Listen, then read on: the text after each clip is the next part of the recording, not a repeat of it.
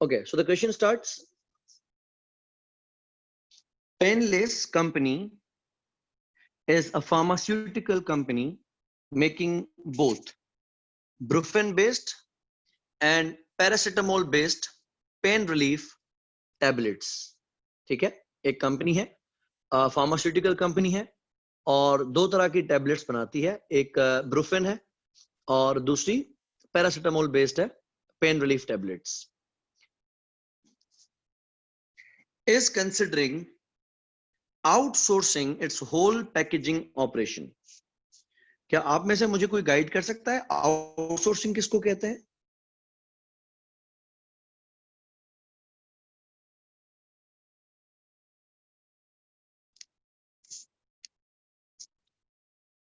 From third party. ठीक है, very close है. Anyone else? What is outsourcing?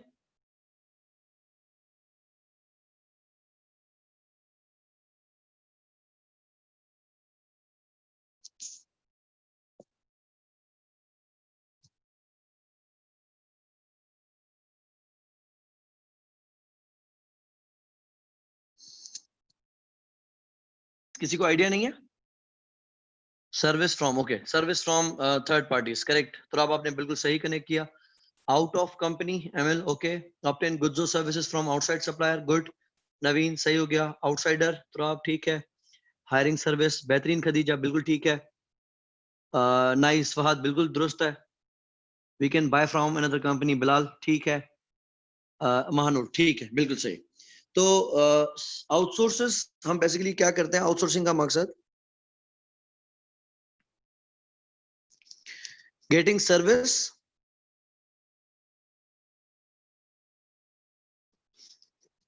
performed by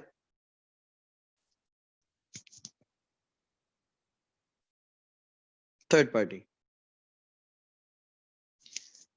ठीक हो गया. तो आप लोगों को इस बात का इल्म है कि आउटसोर्सिंग क्या चीज होती है. तो वो काम जो कंपनी पहले खुद करती थी, अब हम ये सोच रहे हैं कि हम किसी और से करवाएं. कौन सा ऑपरेशन? पैकेजिंग. याद रहे, यहां पे बात ये नहीं है कि मुझे टैबलेट्स बनानी चाहिए या नहीं बनानी चाहिए. वो तो मैं बनाता था, बनाता हूं, बनाता रहूंगा. बात ये नहीं है कि टैबलेट मैं बनाऊं या किसी और से बनवाऊं. नहीं, मैं टैबलेट्स पहले भी मैं बना रहा था, अभी भी मैं बनाऊंगा, बाद में भी मैं बनाता रहूंगा. तो मेरी जो टैबलेट्स यानी जो प्रोडक्ट्स हैं उसका इशू नहीं है. बात सिर्फ यहां पे अटक रही है कि उसकी जो पैकेजिंग है वो पैकेजिंग हम खुद से करें या फिर किसी और से करवाएं. The following information is available.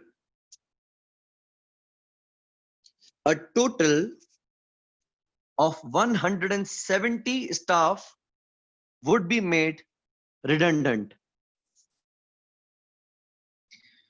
तो अब लॉजिस्टिक इज सिंपली, आप यूं कह सकते हैं डिलीवरी है.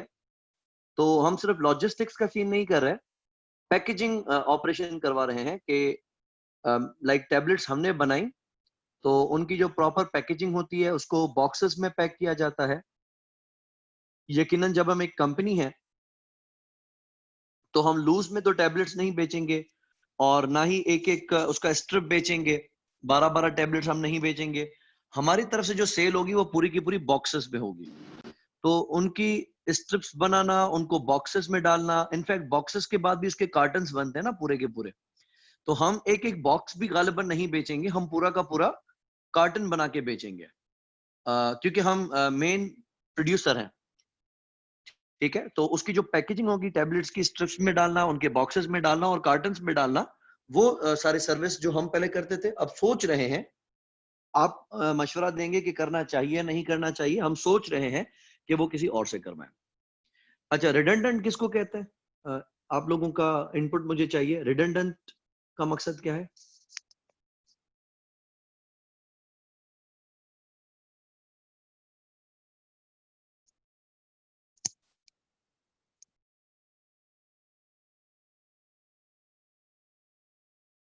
जो यूजफुल ना हो. Okay, anyone else? What is redundancy?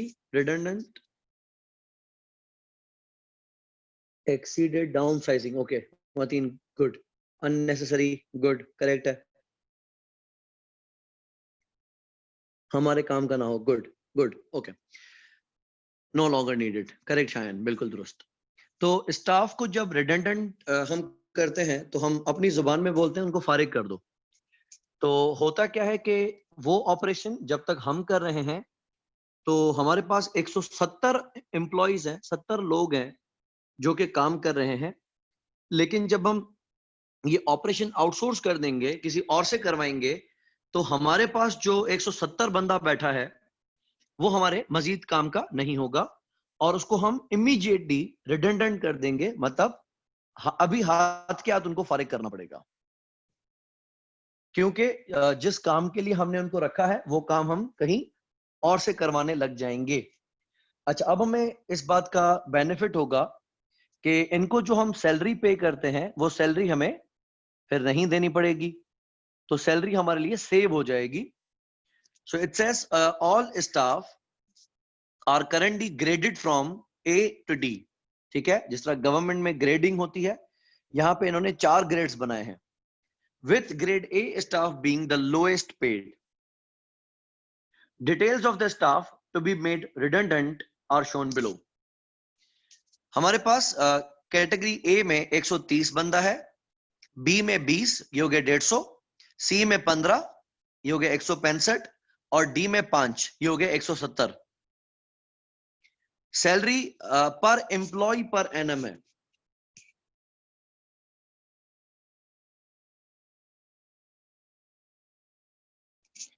तो $16,000 ले रहा है ए और 19,000 ले रहा है बी। मुझे ये फिगर्स आप प्लीज बताते चलें कि 130 बंदा आपके पास ए का है और हर बंदे की 16,000 तनख्वाह है, तो आप ग्रेड ए को एक साल में कितनी सैलरी पे करते हैं?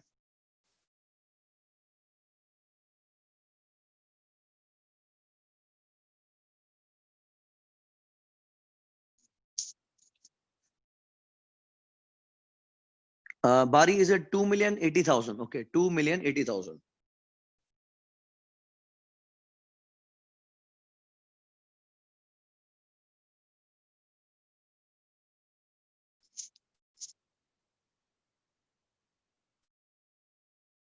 ठीक है, किसी को कंफ्यूजन नहीं है इसकी कैलकुलेशन में? 16,000 हम दे रहे हैं फी बंदे को, पर एम्प्लॉय को, and we have got 130 employees. तो इनकी सालाना तनख्वाह पूरी बन रही है 20,80,000। Very good. B, grade B, 20 बंदा और 19,000, 3,80,000।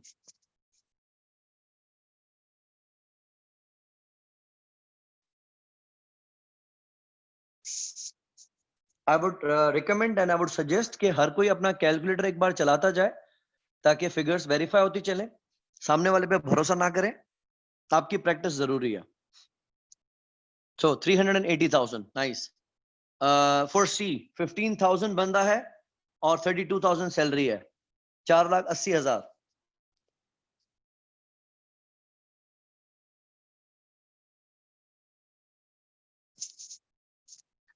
गुड हो गया। डी 3,20,000।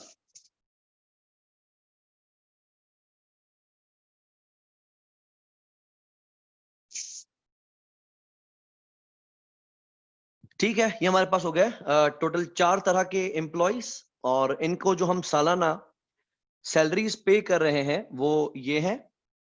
होगा ये कि अगर आप पैकेजिंग ऑपरेशन को आउटसोर्स कर देंगे तो इन मुलाजमीन को आप इमीडिएटली फारिग कर देंगे और इनकी जो सालाना तनख्वाह है जो आप अभी पे कर रहे हैं, इनको फारिग करने के बाद इनको तनख्वाह नहीं देनी पड़ेगी।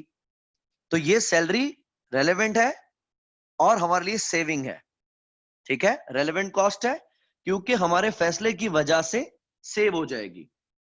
अच्छा, अब होता क्या है, कानूनी तौर पे अगर आप किसी को भी ऐसे रिडंडेंट करते हैं तो आपकी कंपनी को इसका कुछ खमियाजा भरना पड़ता है या जुर्माना भरना पड़ता है। आगे पढ़ते हैं, सीन क्या है। All redundant grade A and B employees would immediately receive 70% of their annual salary. A और B का टोटल करें कितना बन रहा है?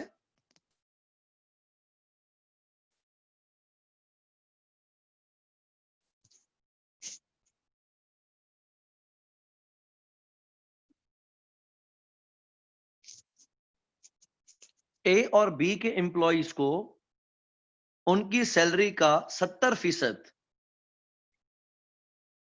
2460, 2460। साहिल आपका आंसर डिफरेंट है।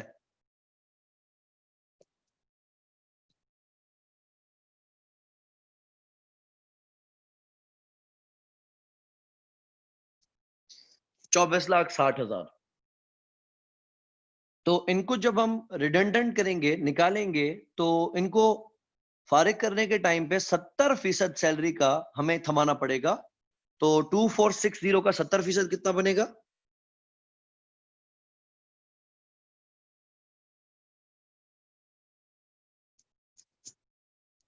1722।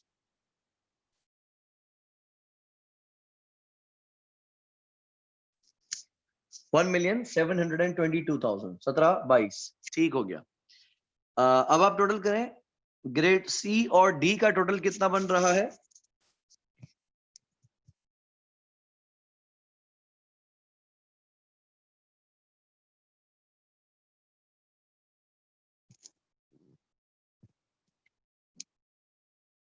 ₹8,00,000।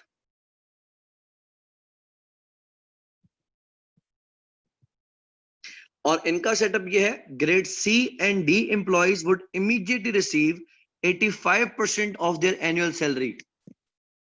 इनको हम देंगे इनकी सैलरी का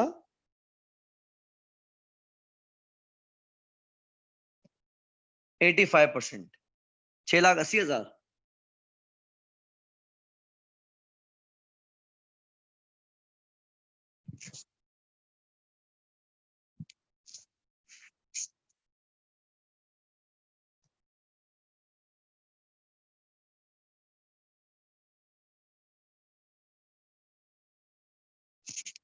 ओके, तो हमारे पास दो कॉस्ट्स आ गई।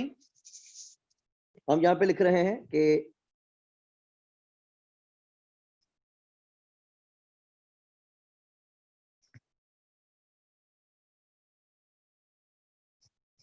मुझे आप टोटल फिगर बताएंगे कि चारों तरह के स्टाफ को मिला के हम कितनी सैलरी पे कर रहे हैं। चारों तरह के स्टाफ को मिला के हम कितनी सैलरी सालाना पे कर रहे हैं?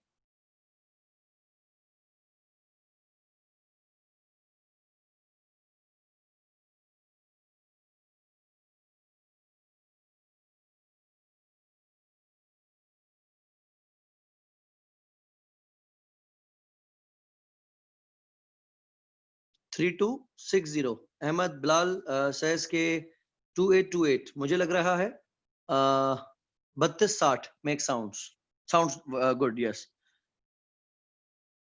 3260। ओके, तो हमारी अभी जो सैलरी है जो हम स्टाफ को दे रहे हैं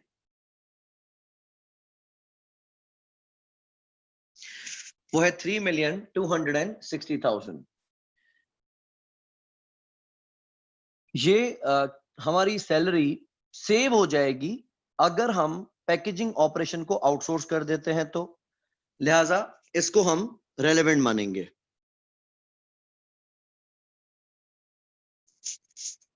अब दूसरा सवाल आता है टाइमिंग के हवाले से, ये कौन से साल में रेलेवेंट मानी जाएगी? इस बात से तो आप मुत्तफिक हैं कि ये 32,60,000 रुपए की जो सैलरी हम दे रहे थे, ये आउटसोर्सिंग की वजह से हमें नहीं देनी पड़ेगी, क्योंकि ये हमारी सैलरी हमारे डिसीजन की वजह से बच रही है, तो रेलेवेंट तो है। लेकिन ये कौन से साल में काउंट होगी?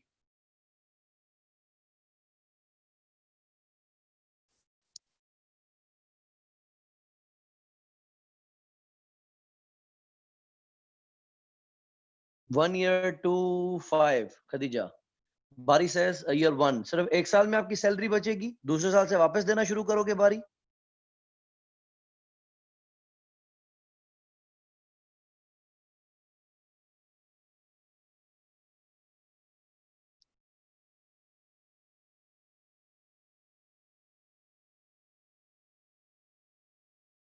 मानूर, हम ये बात कर रहे हैं कि करेंटली हम स्टाफ को 3,260,000 यानी 32,60,000 रुपए की सैलरी दे रहे हैं। अगर हम अपना पैकेजिंग ऑपरेशन आउटसोर्स कर देते हैं तो हमें इस स्टाफ को फारिग करना पड़ जाएगा और इनको इनकी तनख्वाह हम फिर नहीं देंगे। जब ये हमारे एम्प्लॉयज ही नहीं रहेंगे तो हम तनख्वाह क्यों देने लगे? तो सवाल ये आ रहा था कि 32,60,000 रुपए रेलेवेंट तो है, सेविंग है क्योंकि इस फैसले की वजह से आ रही है, लेकिन कौन से साल में आएगी ये saving? Time value of money में कौन से साल में मानी जाएगी?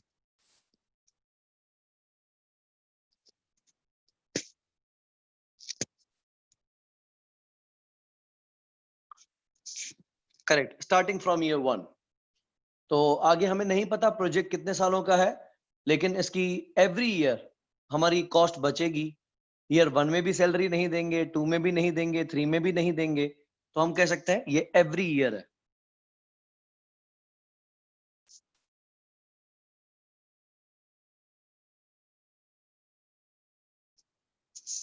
ओके, दूसरा हम पे करेंगे इनको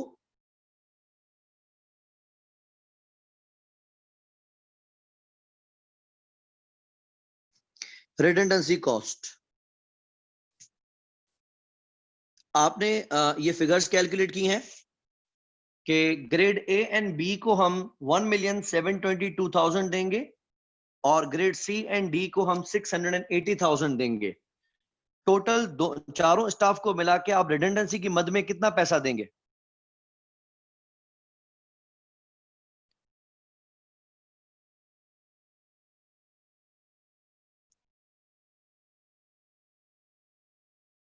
₹24,02,000।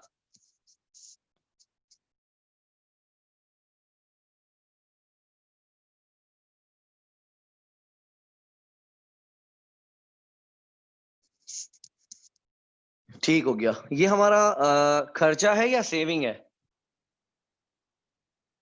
इनफ्लो है या आउटफ्लो है?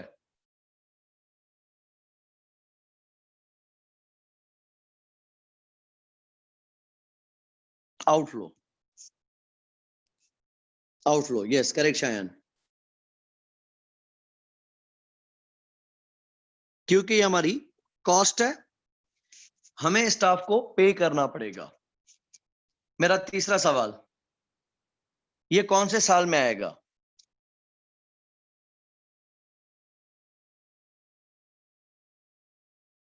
बारी says year 0, Khadija says year 0। कौन से साल में आएगा? नवीन सेज ईयर 0।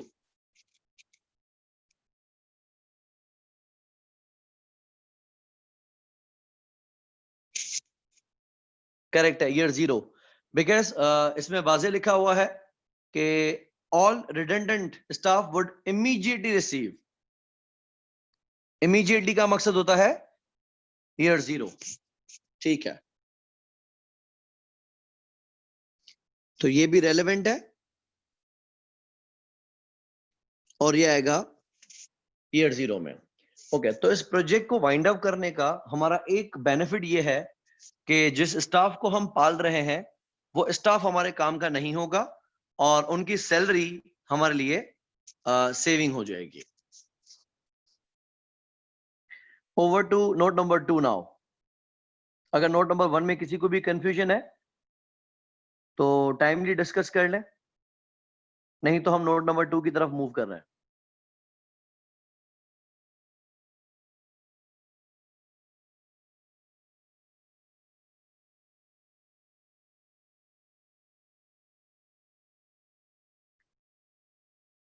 साहिल, रिडंडेंसी में देखिए इसमें दो चीजें आ रही हैं।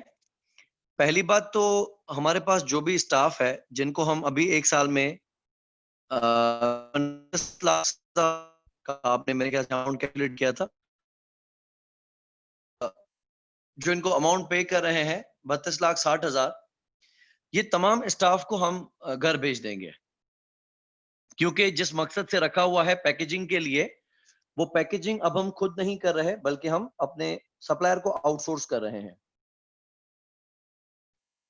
तो उसका बेनिफिट हमें ये होगा कि हम स्टाफ को फारिग करेंगे तो उसकी 32,60,000 की सैलरी हमें बच जाएगी। लेकिन कानूनी तौर पे जब भी आप किसी स्टाफ को अचानक से फारिग करते हो तो आपने एक नोटिस सर्व करना होता है, नहीं तो आपने उनको रिडंडेंसी की मद में एक जुर्माना पे करना होता है। कॉन्ट्रेक्चुअली इसको इसलिए कवर किया जाता है कि जब तक स्टाफ एम्प्लॉय दूसरी नौकरी ढूंढे तब तक के लिए आप उसको कंपनसेट। तो हमारे कानूनी तौर पे या मुआहदे के तौर पे ये तय है कि ए और बी को उनकी सैलरी का 70% हम जुर्माने की हैसियत में अदा करेंगे और सी और डी को 85% उनकी सैलरी का हम जुर्माने की मद में अदा करेंगे। तो हमने कैलकुलेट किया ए और बी का 70%, 17,22,000 एंड सी और डी का 85%, 6,80,000। ये हमने इमीडिएटली इनको अदा करने हैं। ये आप सिर्फ उस सूरत में पे करोगे जब आप इनको फारिग करोगे। अगर आप ऑपरेशन को आउटसोर्स नहीं करते तो फारिग करने की जरूरत ही नहीं है, ना करेंगे ना रेंडेंसी पे करेंगे।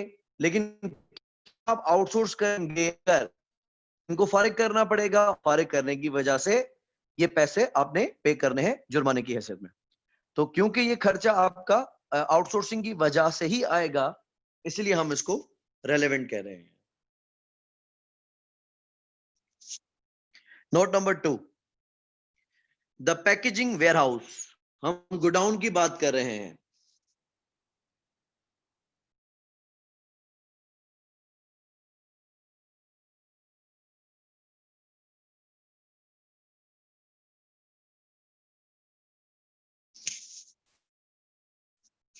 Okay, the packaging warehouse, which no longer will be required if the outsourcing goes ahead. हमारे पास पैकेजिंग वेयरहाउस है। अगर हम आउटसोर्सिंग करते हैं तो उस वेयरहाउस की हमें जरूरत नहीं है। हमने कहां से लिया हुआ है? Is rented from a local company under a lease that still has 5 years to run.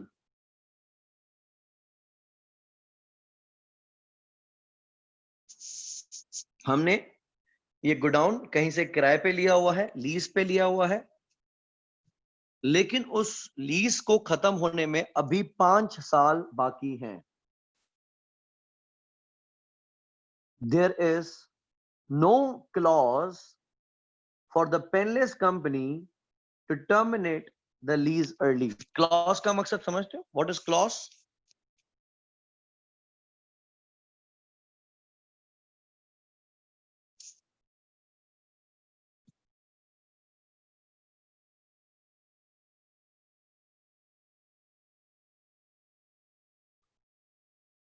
Condition. Okay, good. Mateen.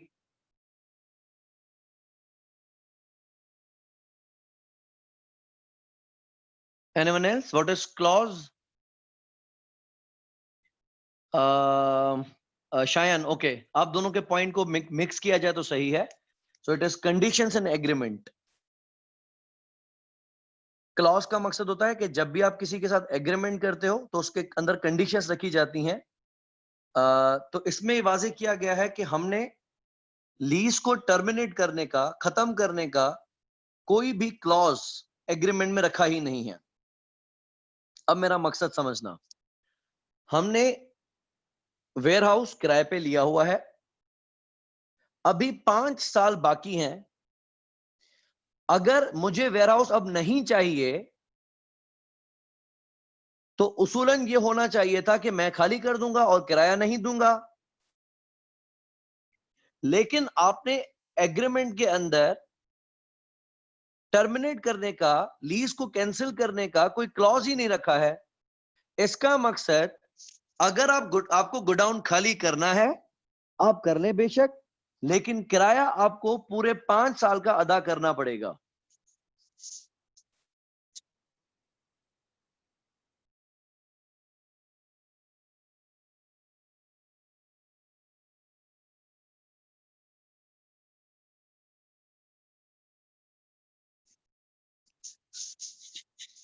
क्या आप वेयरहाउस का किराया बचा सकते हैं आउटसोर्सिंग करके? क्या हम वेयरहाउस का किराया बचा सकते हैं?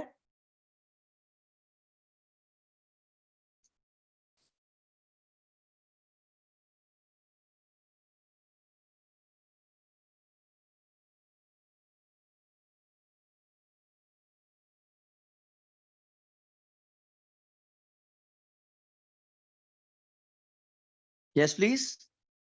क्या हम वेयरहाउस का किराया सेव कर सकते हैं?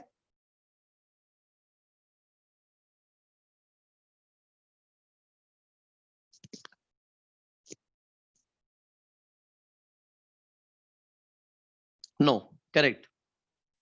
क्योंकि हमने लीज को टर्मिनेट करने का, कैंसिल करने का कोई क्लॉज नहीं रखा हुआ, तो रेंटल कॉस्ट इररिलेवेंट मानी जाएगी।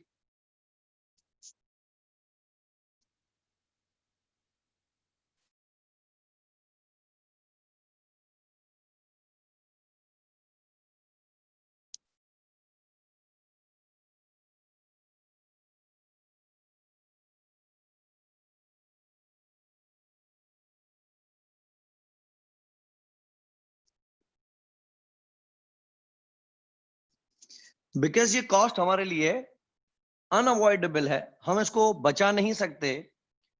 इसका मकसद, ये कॉस्ट हमारे इस फैसले से कोई ताल्लुक नहीं रखती और ये कॉस्ट इररिलेवेंट है। अब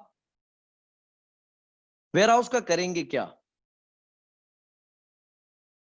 आगे कहता है, the company paid $100,000 lump sum at the start of lease 5 years ago. आपने ये लीज शुरू कब की थी? 5 साल पहले। अभी लीज को खत्म होने में टाइम कितना है? 5 साल। तो मुझे बताएं कि आपने लीज किया कितने साल के लिए था?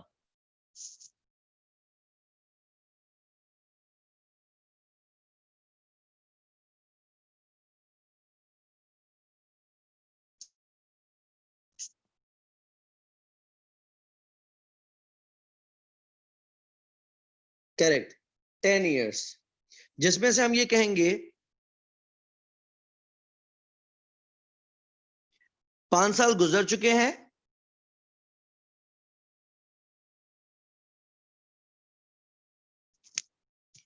बाकी 5 साल बाकी हैं। तो टोटल हमारा टाइम हो गया 10 साल का। और 10 साल पहले हमने पेमेंट कितनी कर दी थी?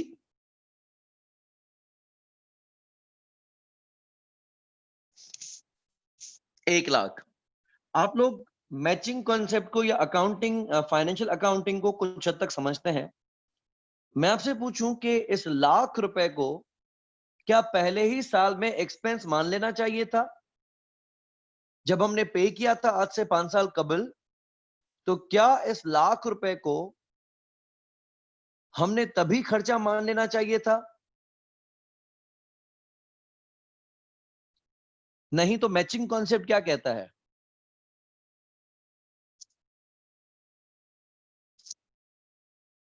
हमने ये लाख रुपए पे किए थे आज से 5 साल पहले।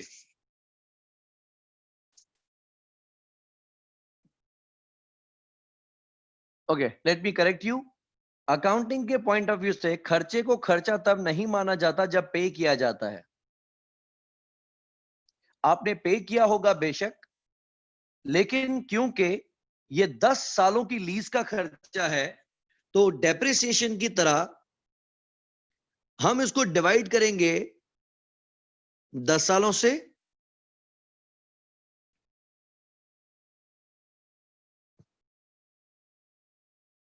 और हर साल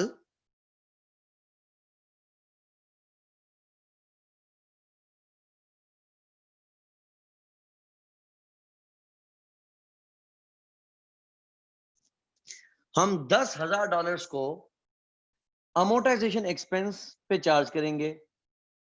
बिल्कुल दुरुस्त सुनील, कि जब हम सर्विस अवेल करेंगे तब हम उसको खर्चा मानेंगे।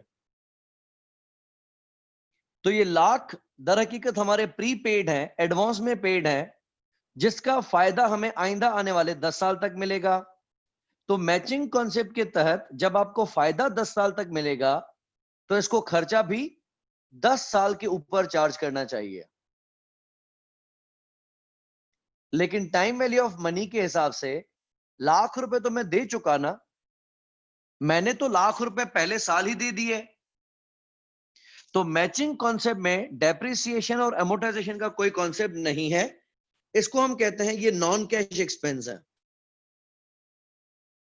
और तमाम तर नॉन कैश एक्सपेंसेस हमेशा हमेशा इररेलेवेंट ही माने जाते हैं। तो अकाउंटिंग के हिसाब से आप उसको 10 सालों पे तकसीम कर सकते हैं बेशक, लेकिन टाइम वैल्यू ऑफ मनी के हिसाब से आप उसको 10 सालों पे तकसीम नहीं कर सकते, क्योंकि पैसा जब दिया तब दिया।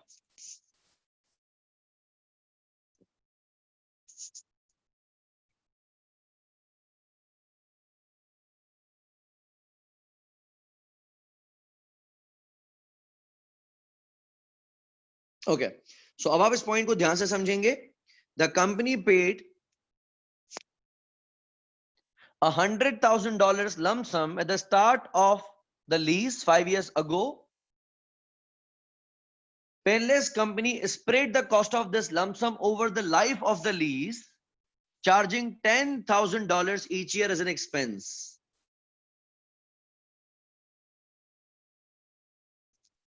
ये अभी हम डिस्कस कर चुके कि 10,000 कैसे बन रहे हैं।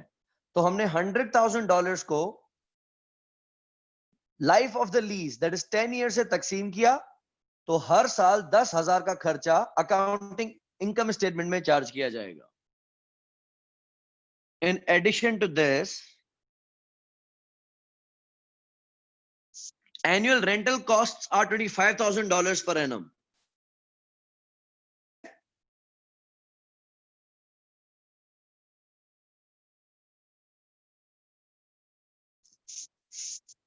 $25,000। तो हर साल 25,000 का किराया एक्सपेंस करते हैं और 10,000 की अमोर्टाइजेशन एक्सपेंस करते हैं, which is also an expense in the income statement. लेकिन हम ये डिस्कस कर चुके कि ये 25,000 की जो रेंटल एक्सपेंस है, रेंटल कॉस्ट है, वो इररेलेवेंट है। और इसके इररेलेवेंट होने की वजह भी हम डिस्कस कर चुके, क्योंकि ये अनअवॉइडेबल है और आप इस कॉन्ट्रैक्ट को टर्मिनेट नहीं कर सकते। आगे ये बात करता है, the company pays the rent annually in advance, the last payment having been made yesterday. हम किराया हर साल एडवांस में पे करते हैं और छठे साल का किराया हम कल ही दे चुके हैं। कुछ भी हो, आप दे चुके होते या ना चुके होते, लेकिन क्योंकि अब आप इस खर्चे से बच नहीं सकते, ये खर्चा आपको हर सूरत अदा करना ही करना है, तो ये खर्चा इररिलेवेंट ही है।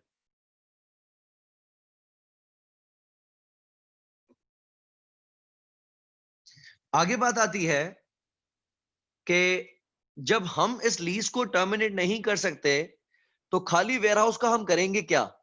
हमारे तो काम का नहीं रहेगा।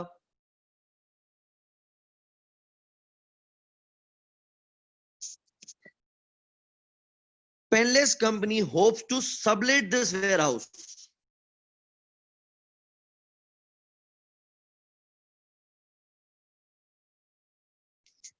सबलेट का क्या मकसद होता है?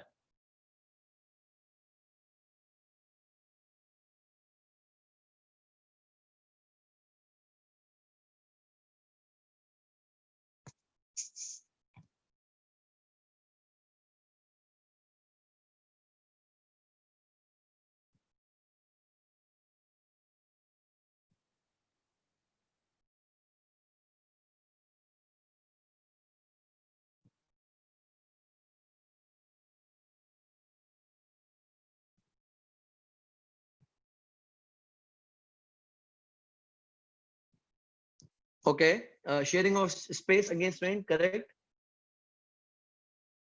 सब लीज करना, रेंट पे दे देना, लीज पे दे देना। Okay, good. एक होती है लीज, एक होती है सब लीज। लीज मतलब आप खुद किराए पे ले, सब लीज मतलब आप आगे किसी और को किराए पे दे दें। तो इस वेयरहाउस में हम खुद किराएदार हैं, हम कोई ऑनर नहीं है, हम खुद लीज पे लिए हुए हैं और हम इसको सब लीज कर सकते हैं, क्योंकि वेयरहाउस हमारे तो किसी काम का नहीं रहेगा। करेक्ट यासीन। तो प्रॉपर्टी दैट इज लीज्ड और रेंटेड, लेकिन एक होता है मेन लीज, एक होती है सब लीज। तो किराए वाली चीज आगे किराए पे देना सब लीज कहलाती है। अच्छा, अब होगा क्या, इसको हम सब लीज करेंगे $30,000 पर एनम पे, but expects it to take 1 year before a suitable tenant is found.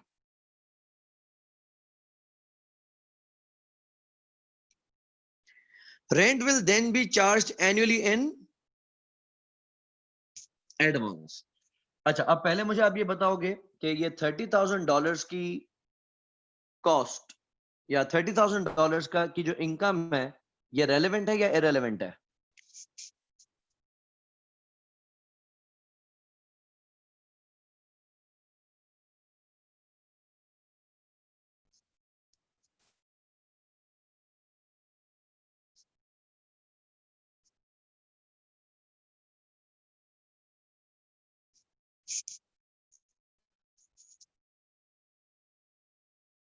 Okay, Shayan says irrelevant and Bari says irrelevant. Khadija says relevant. Bari और लेट कम असद शुरू हो जानी।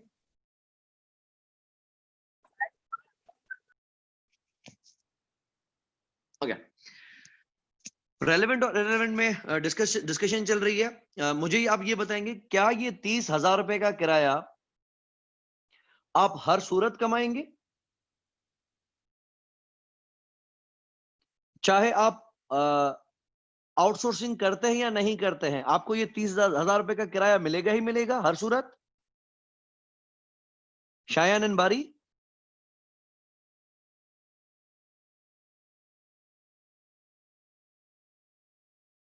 नहीं मिलेगा। तो ये 30,000 रुपए हम तभी कमा सकते हैं जब वेयरहाउस फारिग होगा, हमारे काम का नहीं होगा। और वेयरहाउस हमारे काम का तभी होगा जब हम खुद आउटसोर्स पे चले जाएं।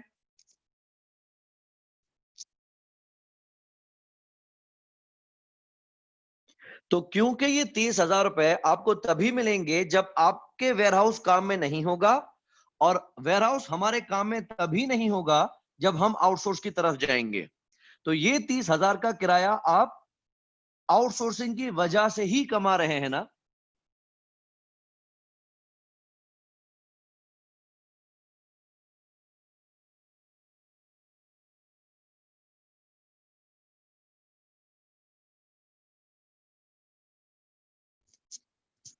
तो ये कॉस्ट हमारे लिए रेलेवेंट है। वजह एक बार फिर एक्सप्लेन कर देता हूं कि अगर हमने आउटसोर्स ना किया तो वेयरहाउस तो हमारे खुद के काम में रहेगा, और वेयरहाउस अगर हमारे खुद के काम में रहेगा तो हम किसी और को किराए पे कैसे दे सकते हैं? अगर वेयरहाउस हमारे काम में नहीं हुआ तो हम किसी और को किराए पे देंगे और वो हमें 30,000 रुपए का किराया पे करेगा। तो क्योंकि ये 30,000 रुपए का किराया आप आउटसोर्सिंग की वजह से ही कमा रहे हैं। अब बात आती है कब से मिलेगा। अब रखते हैं इसका टाइम, कौन कौन से ईयर्स में आएगा। कहता है 1 साल तो टेनेंट ढूंढने में लग जाएगा, दूसरे साल से किराया मिलना शुरू होगा, दूसरे, तीसरे, चौथे और पांचवें, क्योंकि लीज में रह गए ही 5 साल है। तो जो पहला साल है यानी एक्चुअली लीज का छठा साल है,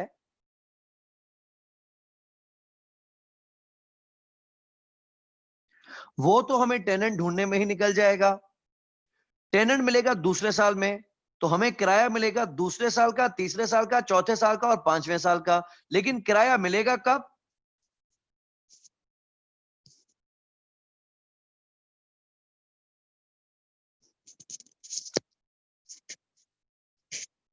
एनुअली इन एडवांस।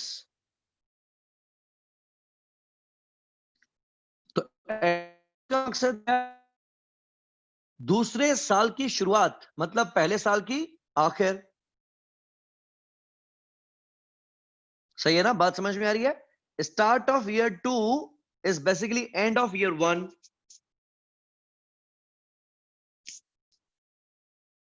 तो ये हमें मिलेगा दूसरे साल की शुरुआत, तीसरे साल की शुरुआत, चौथे साल की शुरुआत और पांचवें साल की शुरुआत।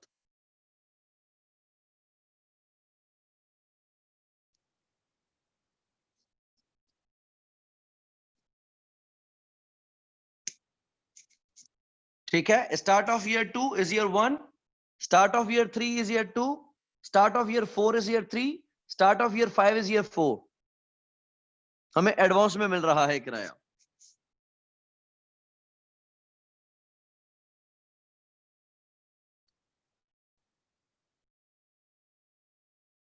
नोट नंबर 3,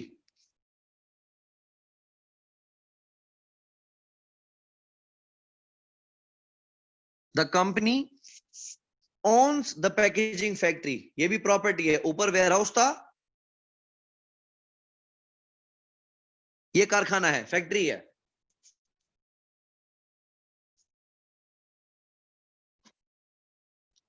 वो किराए पे था, ये अपना है। If this proposal goes ahead, the factory will either be sold or leased immediately। हमारे पास दो ऑप्शंस हैं, या तो हम इस फैक्ट्री को बेच देंगे या फिर इसको हम लीज पे दे देंगे। The company has already made a potential buyer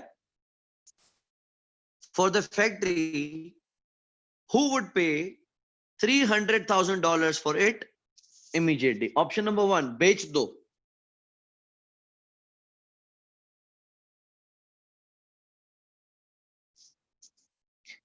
अगर हमने इस फैक्ट्री को बेचा तो हमें 3 लाख रुपए मिलेंगे अभी के अभी।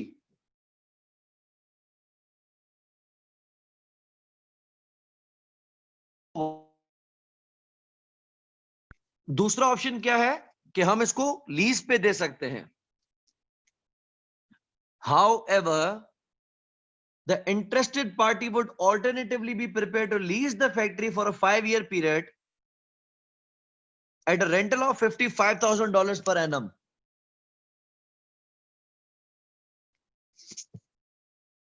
Payable annually in advance। किराए पे देंगे तो 5 साल के बाद भी फैक्ट्री तो हमारी ही रहेगी ना। The value of the factory in present value terms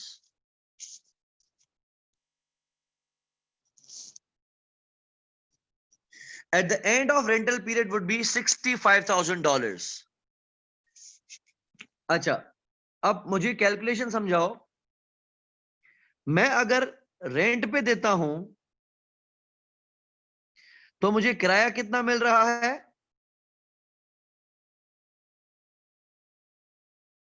55,000। कितने साल तक मिलेगा?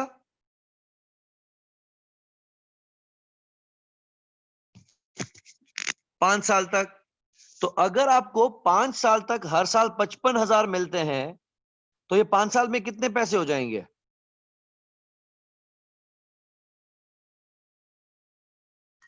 2,75,000।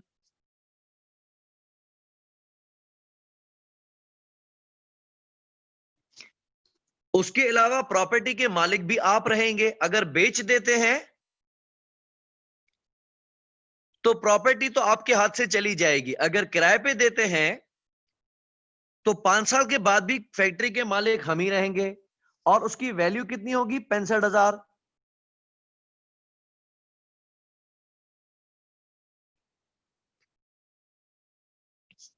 तो किराए पे देने से मुझे टोटल कितना अमाउंट मिलेगा?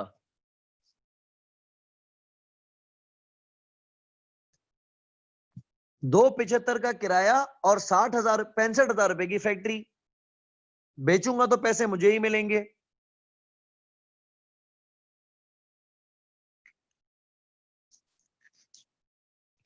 तो फैक्ट्री को किराए पे देने से मुझे टोटल कितने पैसे मिलेंगे?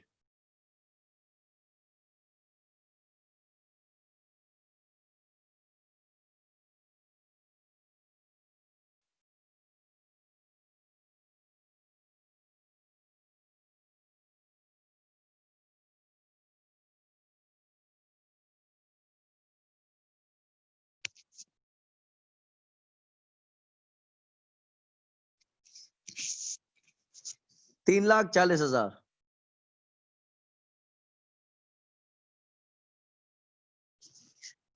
और बेचने से मिल रहे हैं 3 लाख। अगर मैं ये कहूं कि फैक्ट्री को किराए पे देना ज्यादा सूटेबल है, तो क्या आप मेरी बात से मुत्तफिक है? फैक्ट्री को किराए पे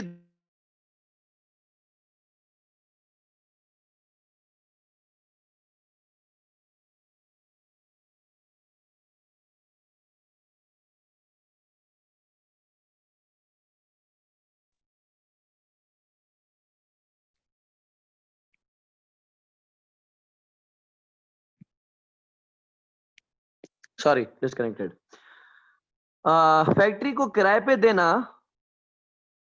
फाइनेंशियली ज्यादा सूटेबल है। True false?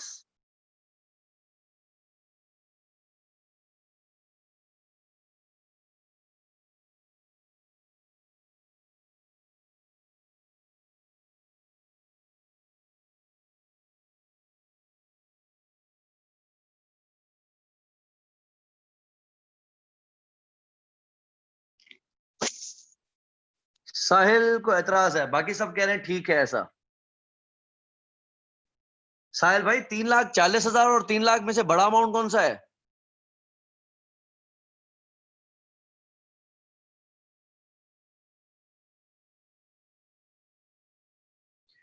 तो फैक्ट्री को बेचने से 3 लाख मिल रहे हैं, किराए पे 3,40 मिल रहे हैं। आप क्यों कह रहे हैं कि किराए पे देना सही नहीं है?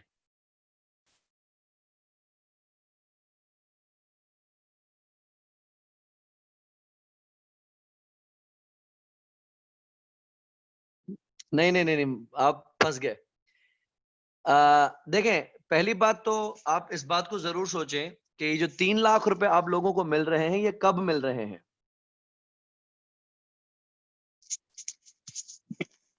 3 लाख रुपए कब मिलेंगे? इमीडिएटली।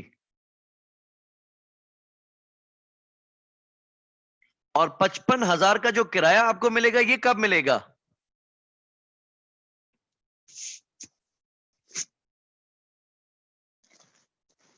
नॉट एग्जैक्टली 5 साल बाद, लेकिन हम ये कह सकते हैं 5 साल में। ठीक है, 5 साल बाद हम नहीं कह सकते।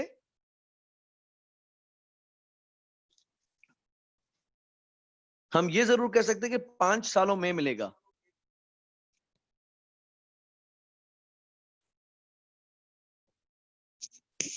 एग्रीड? अब इसको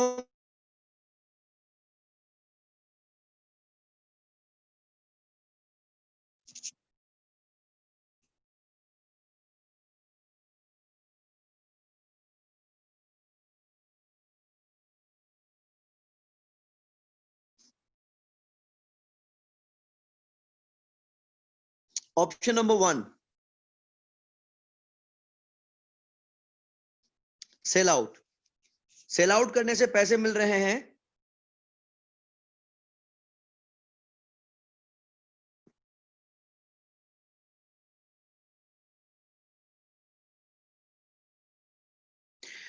3 लाख इमीडिएटली।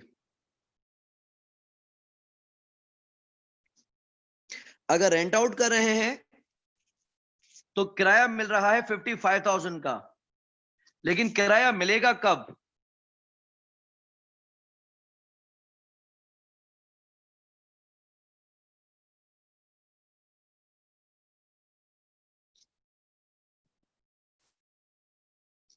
इस बात को नोट करें, किराया हमें मिलेगा एडवांस में। तो पहले साल का किराया कब मिलेगा? अभी। दूसरे साल का किराया एडवांस में। तीसरे साल का किराया तीसरे साल के एडवांस में। तो हम ये कह सकते हैं कि हमें ईयर 0 से लेकर ईयर 4 तक मिलेगा। ईयर 0 में मिलेगा पहले साल का किराया, ईयर 1 में मिलेगा दूसरे का, 2 में मिलेगा तीसरे का, 3 में मिलेगा चौथे का, और 4 में मिलेगा 5वें साल का किराया।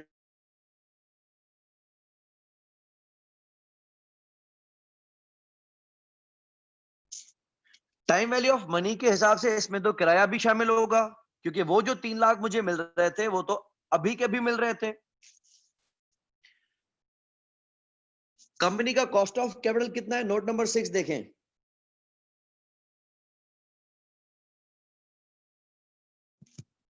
%10।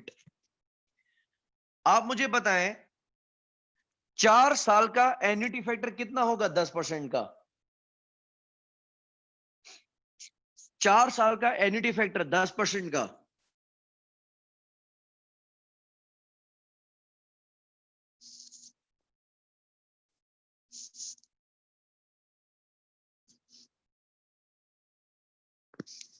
एन्युटी फैक्टर हम किस तरीके से निकालते हैं?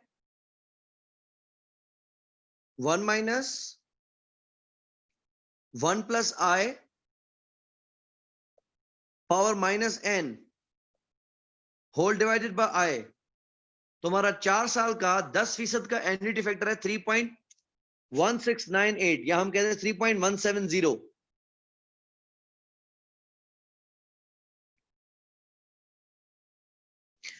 और पहला किराया कब मिलेगा? ईयर 0 में।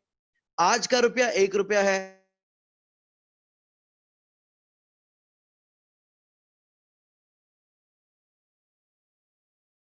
तो हमने प्लस कर दिया 1। 3.170 4 साल का एन्युटी फैक्टर है, और 1 ईयर 0 का। आंसर क्या आएगा? 4.170 इंटू 55,000।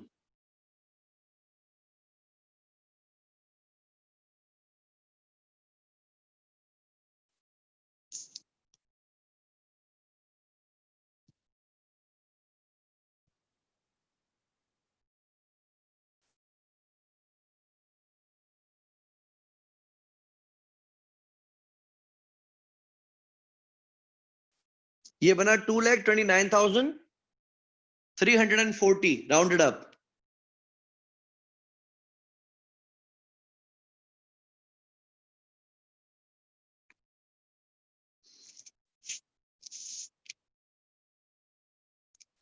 एक तो हमें मिलेगा किराया, दूसरा हमें मिलेगा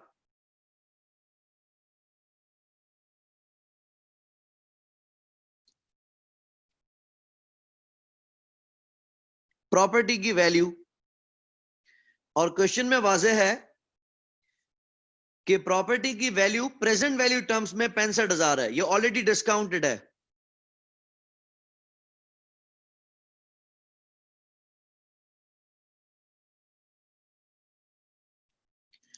अगर इन दोनों को मिला के देखें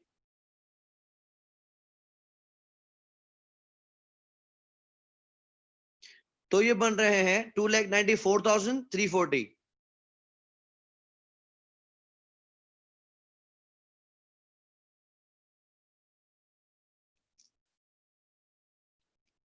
तो आपके हिसाब से बेहतर ऑप्शन क्या है?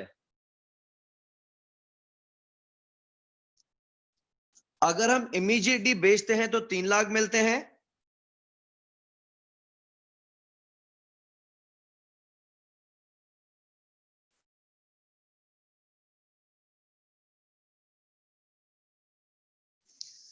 और अगर हम किराए पे देते हैं तो आज के हिसाब से 2,94,340 मिलते हैं किराया काट के।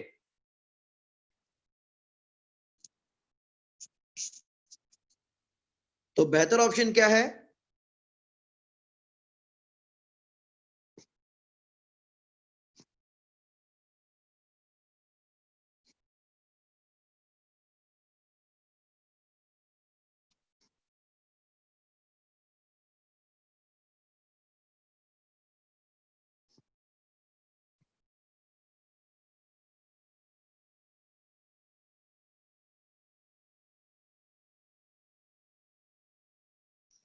तो हमारे लिए बेहतर ऑप्शन बना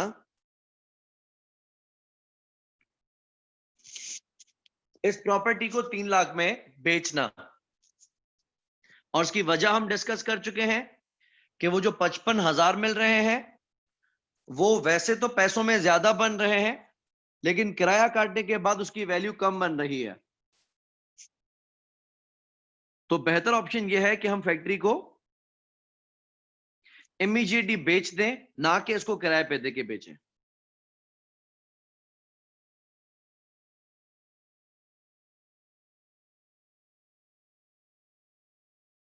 नेक्स्ट, नोट नंबर 4,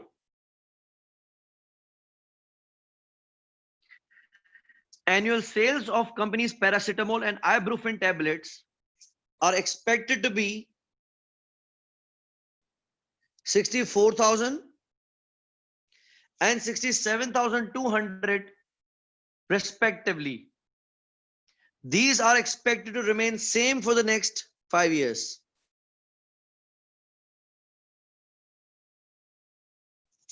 ठीक है, तो हर साल हम 64,000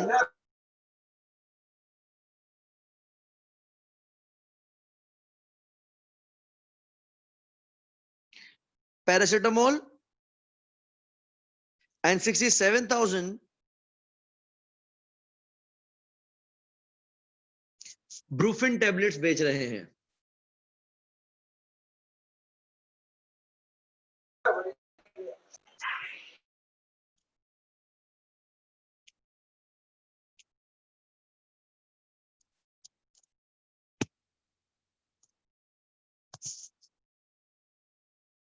Note number 5.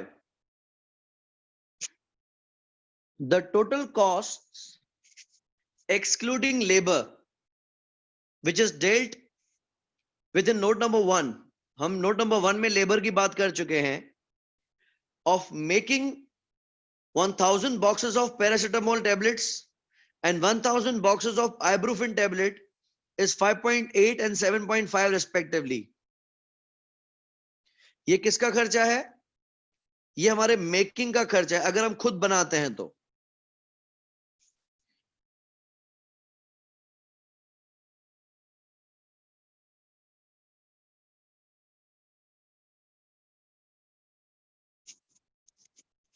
Alternatively, the respective costs per thousand of buying the boxes in, अगर हम वही पैकेजिंग के बॉक्सेस खरीदते हैं तो $13 and 14.2 पड़ रहा है, यानी महंगा पड़ रहा है। कंपेयर करके देखते हैं।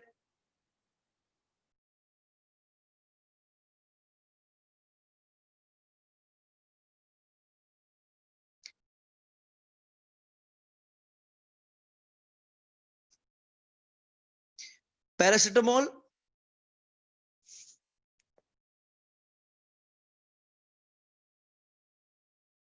देखिए, सीक्वेंस देखना, 1000 boxes of paracetamol is 7.8।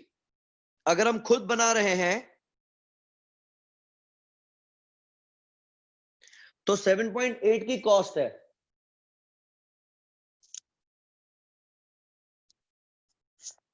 Yes Turab, fair.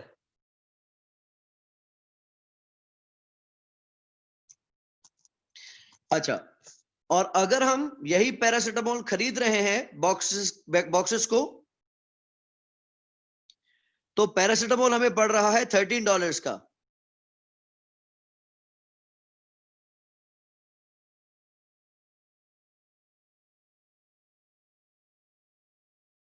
Extra cost कितनी है?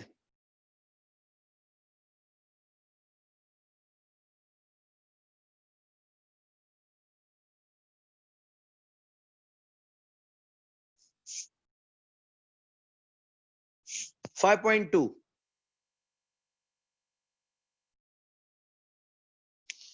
और पैरासिटामोल की सेल कितनी है? 64,000 बॉक्सेस।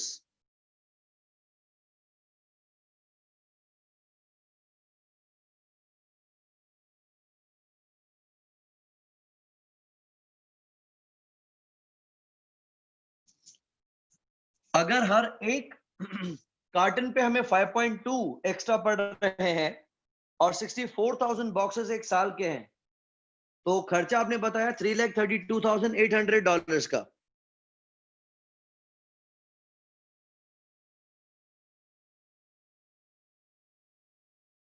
ब्रूफिन ब्रूफिन अगर हम खुद बनाते हैं 0.5 की पड़ रही है,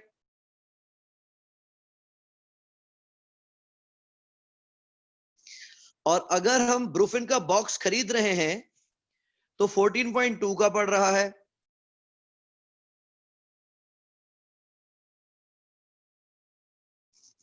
एक्स्ट्रा कॉस्ट कितनी है?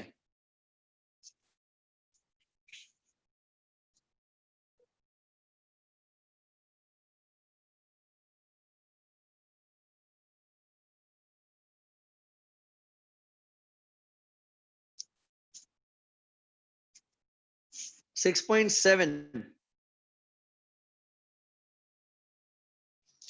और इसके बॉक्सेस एक साल में बन रहे हैं 67,200।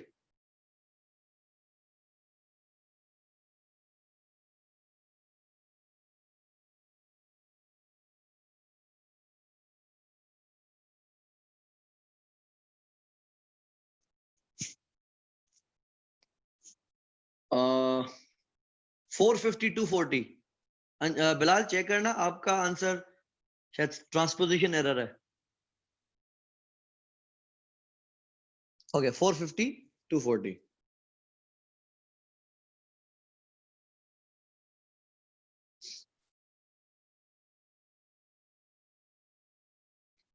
टोटल एक्स्ट्रा कॉस्ट कितनी है?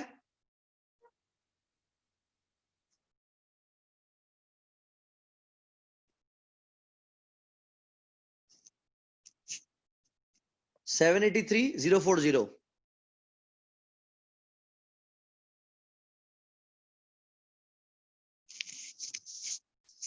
ये हमारी एक्स्ट्रा कॉस्ट है जो कि हर साल आएगी।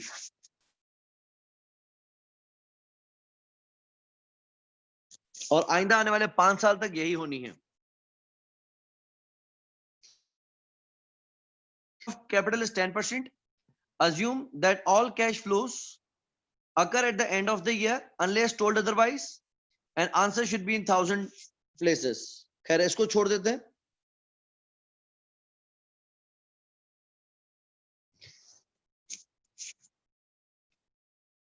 अब हम बनाते हैं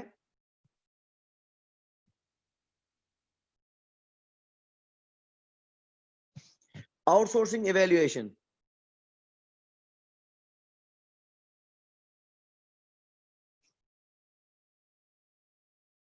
Here 0 1 2 3 4 5।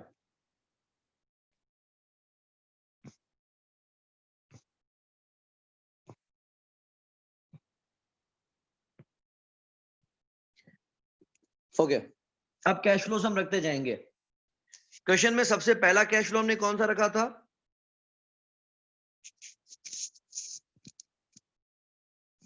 Salary savings.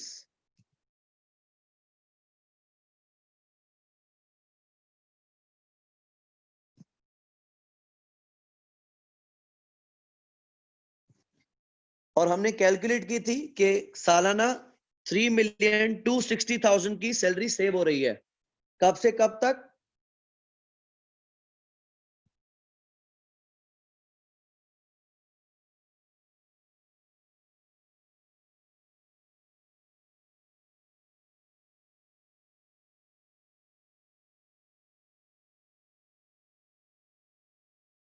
One two five, correct.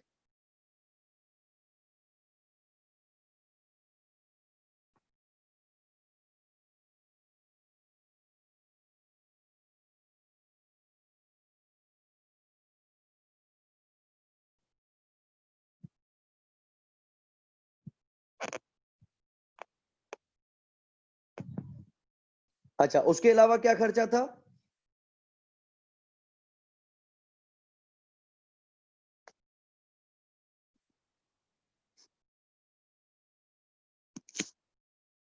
Redundancy cost, correct. ये कब देनी है हमने और कितनी है?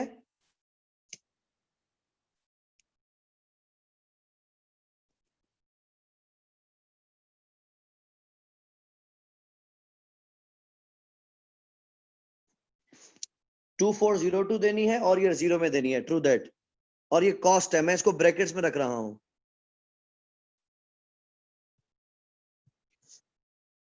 तीसरा हम आए थे फिर नोट नंबर 2 पे, पैकेजिंग वेयरहाउस।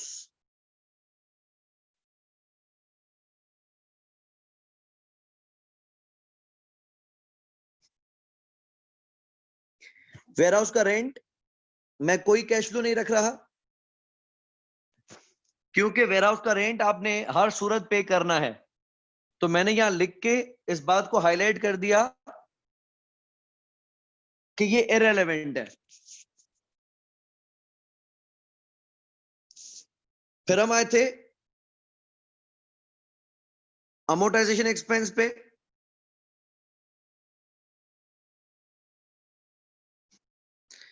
जो कि हर साल 10,000 थी। वो क्योंकि नॉन कैश एक्सपेंस है, इसीलिए इसको भी हमने डॉट छोड़ दिया। फिर हम आए थे सबलेट इनकम पे।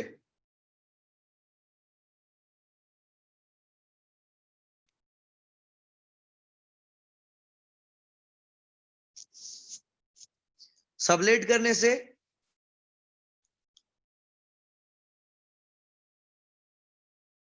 हमें 30,000 मिल रहे हैं। कब से कब तक? दूसरे साल के एडवांस से।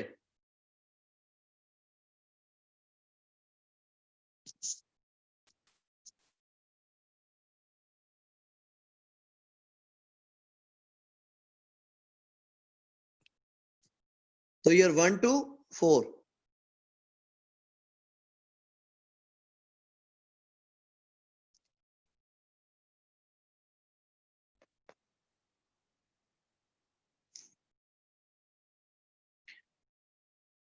ठीक हो गया। और क्या था?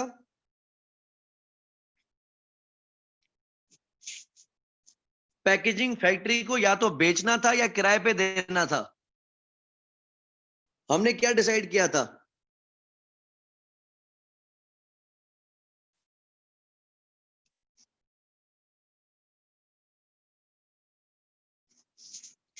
Sell out. सेल आउट करने से कब और कितने पैसे मिल रहे थे?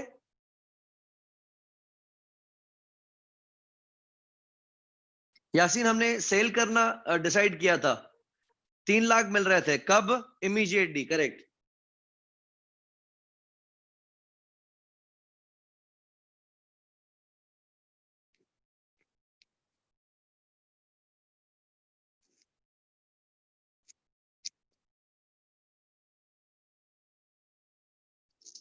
अच्छा, अब उसके बाद हमारा था extra outsourcing cost.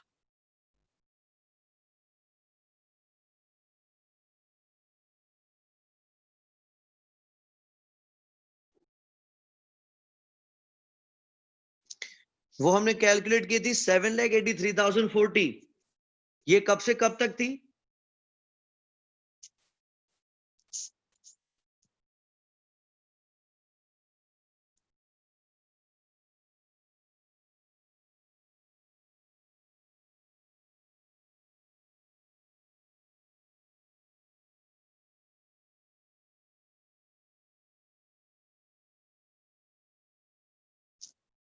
One two five, correct.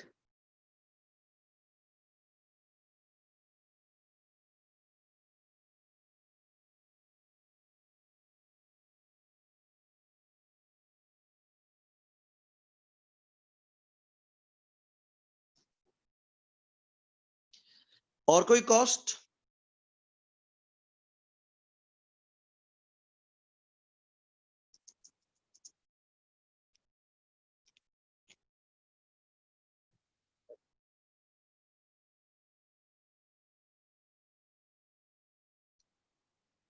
ठीक है, अब टोटलिंग करते हैं।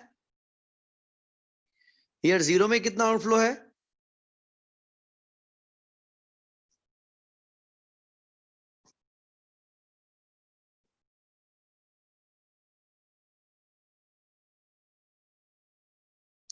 इसको रैंडमली करे बेशक। 2102 हुमा, ईयर 0 है। ठीक है खदीजा, 2102।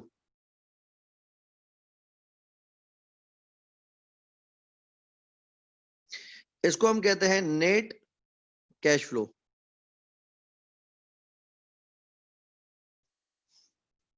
ईयर 2 का 2507 इनफ्लो है।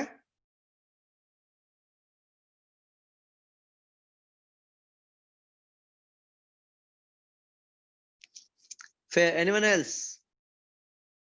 ईयर 5 का 2476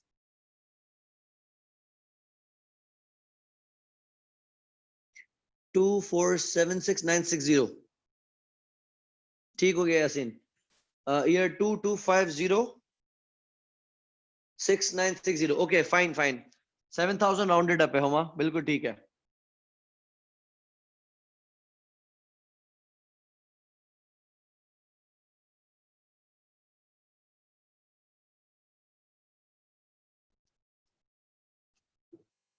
यस कोई दूसरा साल बताए रैंडमली।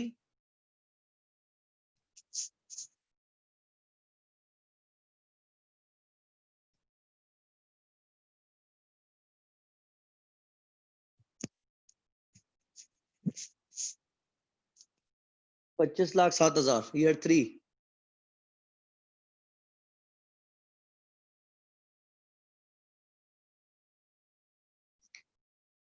बारी इट इज 25,59,60 हुमा, ये चौथे साल का ही है।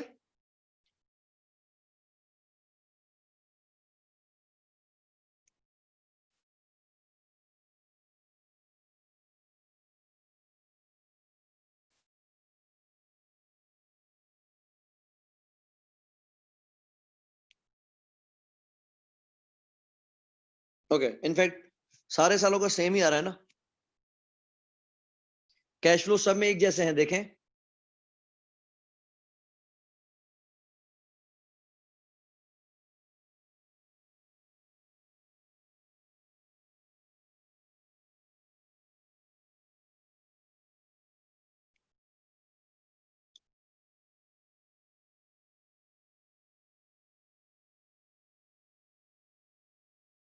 सिर्फ लास्ट ईयर का जगह चेंज हो रहा है। अच्छा अब हम चाहें तो इस पे एन्युटी फैक्टर भी लगा सकते हैं।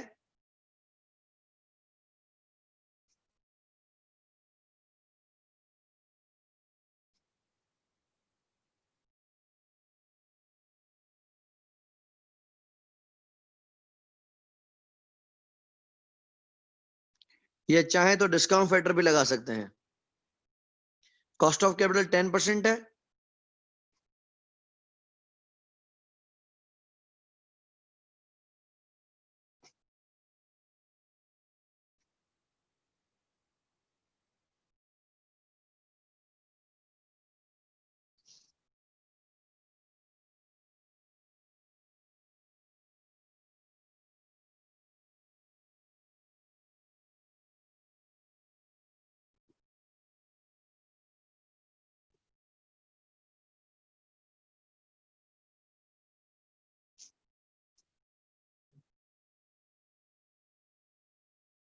ये आ जाएंगे हमारे discounted cash flows present value.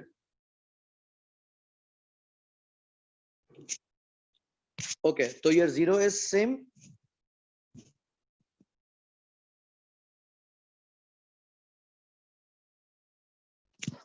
पहले साल का कितना है? 2278826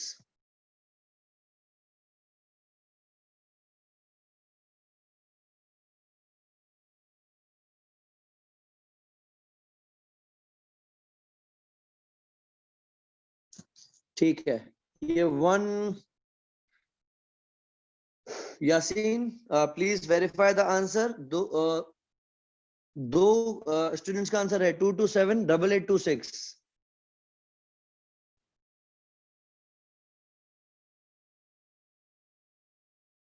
2278826 okay fine fine. Next year please.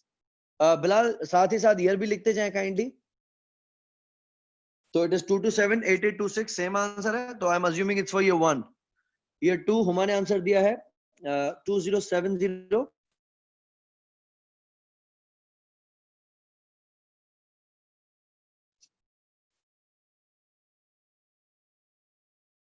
749।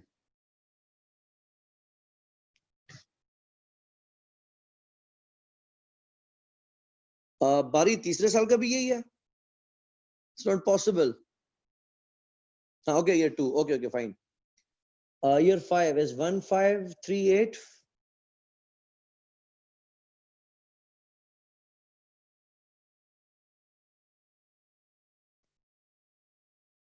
$192 बेहतरीन हो गया। बाकी तीसरा चौथा, तीसरा आ गया 1882,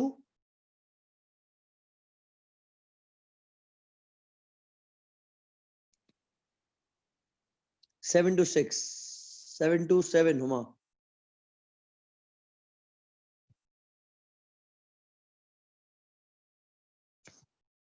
ठीक है, चौथा यासीन आपने बताया 1712254।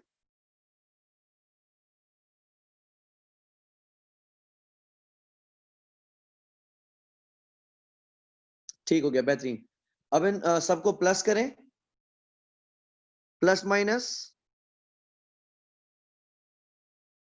we'll get the answer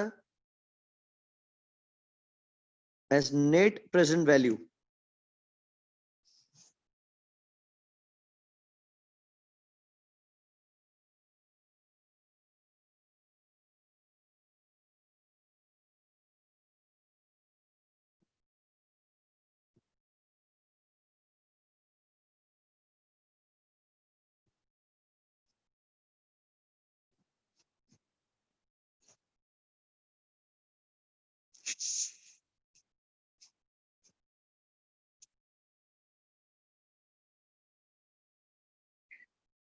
$7,380,749 बारी का आंसर है। वेरीफाई करिएगा प्लीज।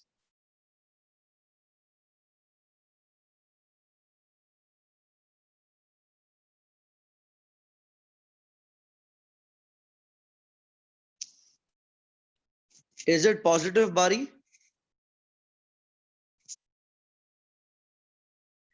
यासीन 77888294। आपके ओपोजिशन में ज्यादा बंदे हैं।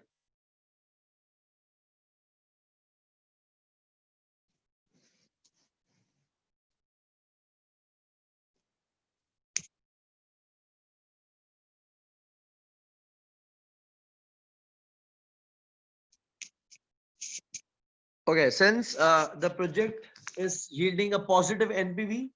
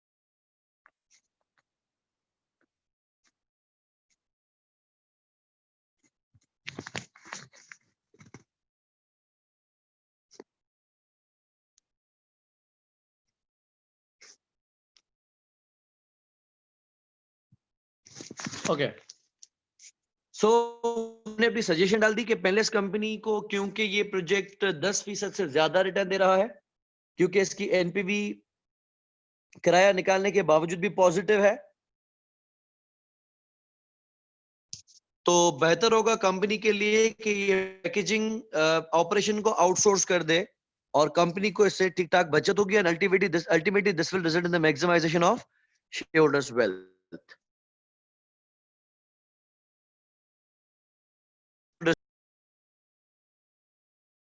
ओके इसके बाद आप लोग इस क्वेश्चन को अपने पास सेव करके रखें, या मैं इसको ग्रुप पे शेयर भी कर देता हूं। इसको क्विकली हम रीड भी कर लेते हैं और फिर आप लोग इसको अटेम्प्ट करके एज अ प्रैक्टिस इसके आंसर्स मेरे साथ शेयर करना, सो दैट मुझे आइडिया होगा कि आप लोगों को चीज समझ में आ रही है या नहीं आ रही है। ठीक है, Says PV company is evaluating an investment proposal to manufacture product W33, which has performed well in test marketing trials conducted recently by the company's research and development division. The following information relating to the investment proposal has now been prepared. ठीक है, हमारी company क्या कर रही है, एक investment proposal evaluate कर रही है और प्रपोजल कुछ ये है कि हम प्रोडक्ट W33 लॉन्च करें। हमारी रिसर्च एंड डेवलपमेंट डिवीजन ने इसको टेस्ट मार्केटिंग ट्रायल्स किए हैं, तो माशाल्लाह इसका बहुत ही अच्छा रिस्पांस हमें मिला है। हम ये सोच रहे हैं कि इसको अब लाइव किया जाए, इस प्रोडक्ट को प्रॉपर्ली मैन्युफैक्चर करके और मार्केट में छोड़ा जाए। होगा क्या, इस प्रोडक्ट के लिए आपको $2 मिलियन की इनिशियल इन्वेस्टमेंट करनी पड़ेगी। इनिशियल मतलब एडवांस में, और ईयर 0 में आपको ये पैसे छोड़ने पड़ेंगे।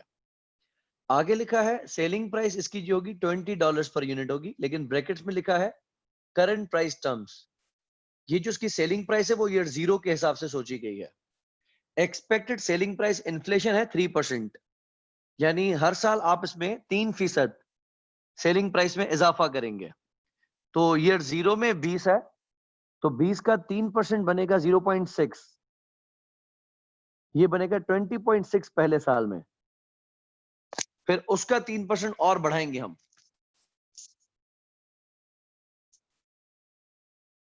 ठीक है, तो हर साल इसकी प्राइस में 3% इजाफा होता जाएगा।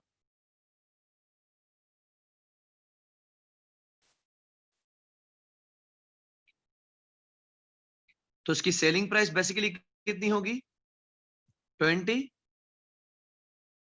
पहले साल हम इसमें करेंगे 3% इजाफा, तो पहले साल इसकी सेलिंग प्राइस होगी 20.6। दूसरे साल हम इसमें कंपाउंड करेंगे मजीद 3% इजाफा, तो दूसरे साल में इसकी सेलिंग प्राइस होगी 21.218। तीसरे साल में इसमें मजीद 3% इजाफा होगा 21.85। इस तरीके से हर साल इसकी सेलिंग प्राइस 3% बढ़ती जाएगी।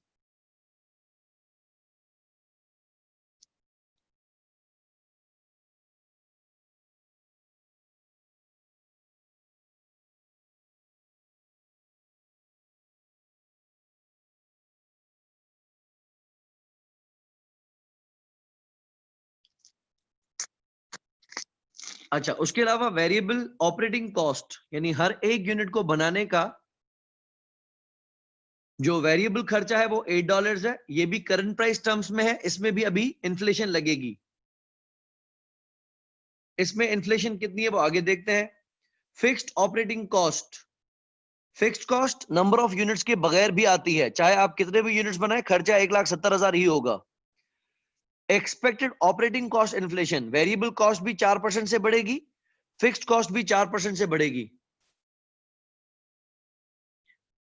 तो आप देखेंगे ईयर 1, 2, 3, 4 में रेवेन्यू कितना होगा, 1, 2, 3, 4 में वेरिएबल कॉस्ट कितनी होगी, और 1, 2, 3, 4 में फिक्स्ड कॉस्ट कितनी होगी।